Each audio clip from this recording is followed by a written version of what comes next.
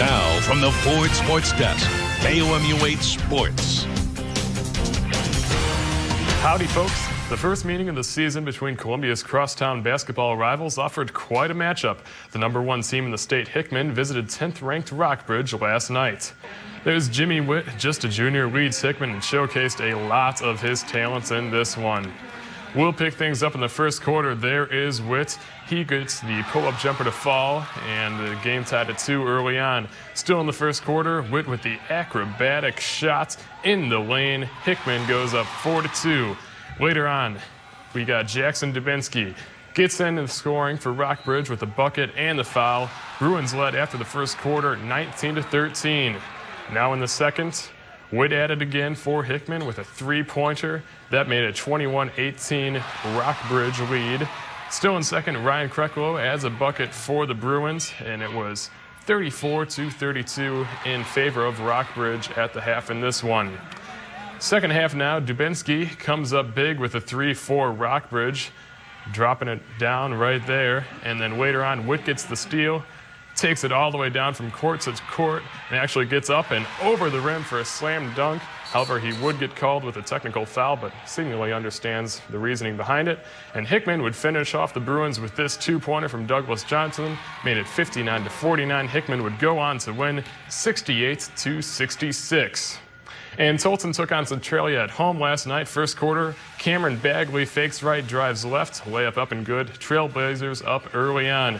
Later in the first, Tolton's Brennan Church intercepts the pass, misses the layup at the other end, but check this out, bang! Michael Porter dunks that one in, puts Tolton up 9-2. Now Centralia feeds the ball inside to Gannon Peevor. He gets the roll, cuts the deficit to 3. Still in the first, Tolton's Porter drives baseline, passes in front to Josh Boyer. That shot's good. And this one remained close throughout, but Tolton went on to win 60-56. And in the girls' game, we'll pick things up in the second half. Centralia led 32-29 after the third quarter. Here, River Remus misses, but gets her own rebound.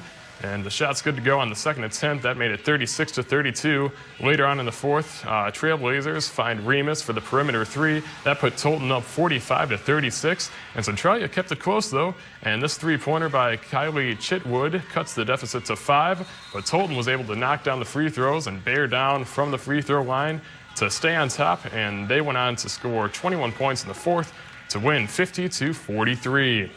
And the Missouri Tiger football squad was at Devine Pavilion yesterday for their second bowl practice, before the bowl game. Coach Pinkel says since the players are not in school, they are a little more chippy and cheery during practices. Defensive end Michael Sam has not talked to the media since fall camp because he says he wants to focus on school and football, but Sam yesterday talked to media after he was named a consensus All-American. He's the 12th Mizzou football player to do so, and he says he owes a lot of it to his team. If they're not getting credit, then I wouldn't be here without them. So they should get the more credit than I should. He's physically about the same player he was a year ago, but mentally he's at a different level. And how he competes, how he prepares, all these other things. Coach Pinkel came in the beginning of the year and in January and just said that we had to do something to change our to earn some respect. And I used that as a motivation. And I didn't want to not go to a bowl game. I didn't want to be like, oh, we don't belong in the SEC. So I use that as a motivation. I've been his teammate for 4 years now, and it's exciting to see any of my players get awards like that. So I know it's part of his goal, and he's a very competitive person. So getting something like that is definitely a good thing. The Blues completed the second half of back-to-back games last night as they took on San Jose. First half of this game did not go in the Blues' favor and didn't seem like that trend would stop. The Sharks scored 2 goals in the first and another one early on in the second. They led 3-0 at that point, but the Blues didn't give up.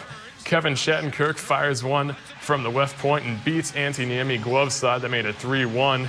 Now later on in the second, Alex Petrangelo sets up Jay Bomeister, and a blast from the top plus traffic in front of the net equals no chance for Niemi. It's 3-2 Sharks. However, the Blues couldn't pull off the comeback. Sharks win 4-2. Get this, folks, St. Louis is now 0-5 versus teams from California this season. That's all, folks.